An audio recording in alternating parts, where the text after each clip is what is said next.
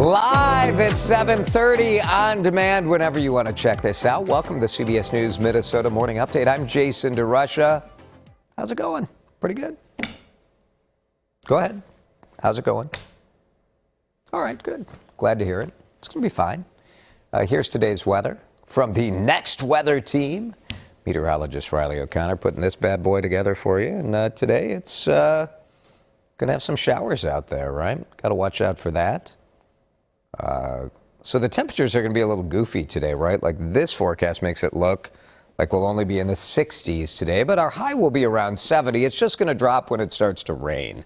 And it looks like the showers will be scattered, so maybe you'll escape it, but probably not by later tonight. So definitely be on guard with your afternoon activities. And then this is sort of the pattern we're in. Again tomorrow, another chance for showers. We're on next alert Thursday, a next alert day, because the chance for severe storms. We don't know how severe. We'll hone in on that as we get closer. But the idea of next weather is to really give you as much notice as we can, so you kind of stay on guard for Thursday. And then look what happens. Ooh, cold, right? 55, yuck. On Saturday and Sunday. It's my wife's birthday on Sunday, and that's not great. Not great. We'll be outside for much of the weekend at Grill Fest over at CHS Field in St. Paul. So, you know what? Put on a sweatshirt. It'll be fine. I wanted to talk about this because I think this is one of the most interesting stories we covered this morning on our news. Elle Mose, I should say Mary Elle Mose. Do you know why she goes by Elle? Why she goes by Mary Elle on the news? Because when you say Elle Mose, it sounds like Elmo. And so she asked us, so we say Mary Elle Mose is live, and then we call her Elle. That's why, so we don't say Elle Mose. Anyway, she found this story out on Lake of the Isles of this dude that his tree in the front yard got wiped out by a storm, most of it, but the trunk remained. And so he decided to turn it into a giant number 2 pencil, a piece of public art. It's about 3 weeks away from completion. And they're calling it the Loti, L-O-T-I, pencil, Lake of the Isles. So it was destroyed in 2017. So he's had a couple of years to think about, what should I do with this? And people who run around the lake or bike around the lake, you see this and you're like, what's going on? So it's going to be a piece of community art, public art. And it got me thinking 2 questions today. One for you.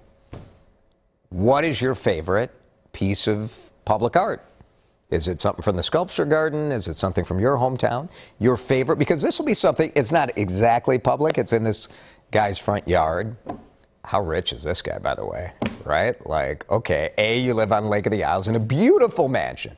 Beautiful. B, instead of doing what a normal person would do, which is chop down the tree, grind up the trunk, and move on with your life, he's actually turning it into something. I think people are going to love this. And every year they're going to grind down like they're sharpening the pencil. They'll sharpen it down a foot every year, and eventually it'll be gone. And we'll all just remember the good times we had.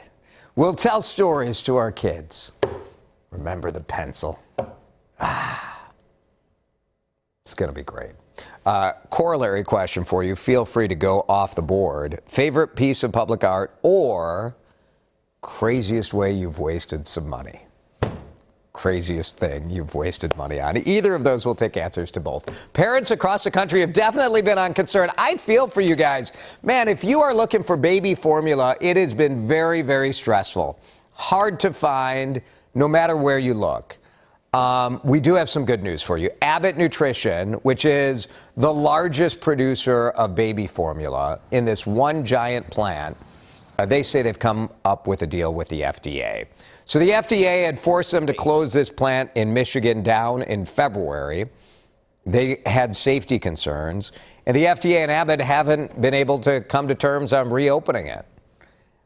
Abbott makes about 40% of all the baby formula sold in the United States, and the company says when the FDA checks that certain requirements they have are met, the plant could reopen within the next 2 weeks, and it'll still take maybe 4 weeks to get formula on the shelves, but at least there is some loosening in sight as far as this problem goes. President Joe Biden's going to be in Buffalo, New York today. The community there just mourning the loss of 10 people killed at a mass shooting. And the question for us is, what do we do with this, right? Does this fade away as another one of these mass shootings by a white man who was, by all accounts from investigators, motivated by hate and by racism? New information from CBS News that the suspect appeared to have plans to continue his killing spree. So he's going to shoot up the supermarket and then go to some other locations. 18 years old, they say traveled 3 hours, targeting a black-owned, not black-owned, but predominantly black community area. He scouted it weeks in advance. He checked it out before, and then evidence he planned to go to other locations. Instead, he did surrender after police showed up. We're going to follow this one closely all week because there's a framework of a budget deal, but there's a lot of room within that framework to see if can they agree, can they not? Not a ton of choice if they want to spend the surplus. So billions of dollars of new spending, billions of dollars of tax relief, and billions of dollars to the rainy day fund. Very good. A third, a third, a third. So no one can be mad or no one can be happy. That's what compromise is. Two legislative leaders, one Republican, one Democratic, one Democrat governor. They say the package has $1 billion for education, almost $500 million for public safety, and then there's $4 billion that'll be for tax cuts or rebate checks or whatever, part of a tax bill. Lawmakers have to sort it out. Time is running out with the session set to end a week from today, and they actually have to pass the bills by Sunday. So session ends on Monday, but the deadline is Sunday, so not too much time to work all this out. Maybe you want to hit a lake. Well, it's a good thing the weather's not that good because Metro Lake under a bit of a warning right now because of a sewage leak. West St. Paul officials, and kind of a good thing they caught this, right? 70,000 gallons of sewage spilled into Thompson Lake, and it could have been way more than that. The city says a faulty valve, and this valve is supposed to let out air buildup as sewage kind of gets gravity kind of takes your sewage to the plant. Air valve leaked, sewage went in the lake. Crews figured this out quickly, but they're, for obvious reasons, asking people to avoid, and pets, to avoid contact with the water. They're working with the state's Department of Health and Pollution Control people to figure out, do they need to take any mitigation methods? What do they have to do to make sure the lake is safe? It's really gross and disgusting, and I don't want the kids to go by the water. It's really sad, that's happening to this lake. Hopefully it won't be too much of an impact, that they can fix it quickly. Good job by the officials. They say that the actual pressure of this could have sent more than 1 million gallons into the lake. But they're trying to make sure it doesn't hit the surrounding area, the parks, all of that stuff. How about this Twin Cities teenager? We introduce you to the kid we're calling our real-life young Sheldon. He is poised to become the country's youngest PhD student. 13-year-old Elliot Tanner. We did a story about Elliot last month. Cool kid. Still a kid, but a genius. Got his second degree, this time in physics, from University of Minnesota. He's going back to the U this fall because, he can't really get a job. What's he supposed to do? May as well keep racking up degrees. He'll be studying, if I went back to school as a 13-year-old, I for sure would also be studying high-energy theoretical physics. Congrats to Elliot.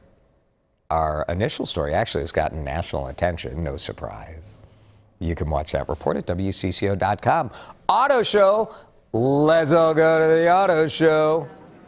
It's at the fairgrounds, and tonight will be a great night to go out and check it out because it's Military Appreciation Night, and they do a parade every day of the auto show.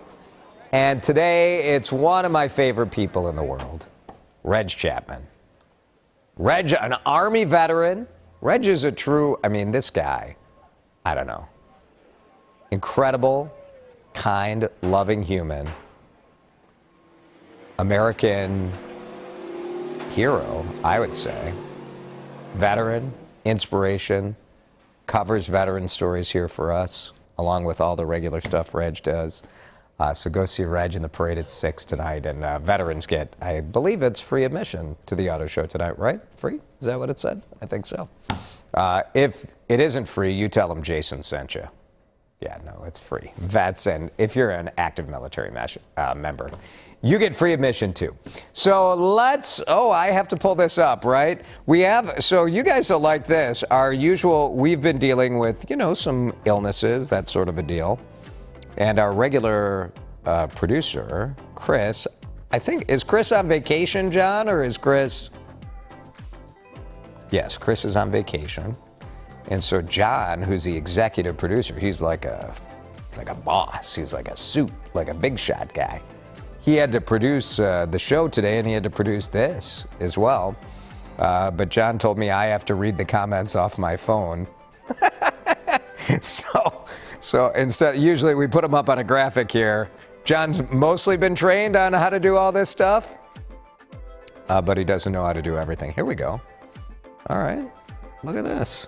Here's everybody's comments. I'm going to just read it. Tam, my friend Tamara Ackland, who's an awesome human as well. Her favorite public art, the Bob Dylan mural. Not a huge Dylan fan, but she loves the artist, Eduardo Cobra. I like that. Oh, Melody Evans, this is a great answer. I'm my favorite piece of public art. I love it. Here's Mary Graba, the Bean in Chicago. Such a unique photo opportunity, great way to bring diversity together. I do love a good photo op, public art. I mean, that's why, I love the sculpture garden. For sure, the spoon and cherry is the icon. And if you line up the shot right, you get the basilica in the background and the skyline. That's pretty cool. Very good. All right, I don't know. Is that enough? Do you guys want it? We could just keep this up live for the rest of the day, and I'll just read whatever comments. Now's your chance. Put whatever you want in this thing. I might say it. We post this in 3 or 4 different spots. So is this boring to watch me, or is this entertaining to watch me struggle? Well, there's 6 comments on the Jason DeRusha page. Salem Sue says, Darla, the Holstein cow in New Salem. Juliana Holstrom says, the aerial lift bridge in Duluth. I agree, the bridge is a piece of art. David Josephson says the spoon and cherry is his favorite piece of public art. And his favorite waste of money is weed killer. Yep, that doesn't work at all, does it? Northland statues in Duluth, great public art. And Alicia Hansen, I say hello to you. Dino Spring, good morning to you. All right. Welcome to your local newsman reads comments on Facebook on CBS News Minnesota. That's what we do for you. Emmy award-winning news anchor. That's what you guys are getting here. Well, you get what you pay for on the morning update. It's free. We'll do this again tomorrow. Nice job, John. You made it.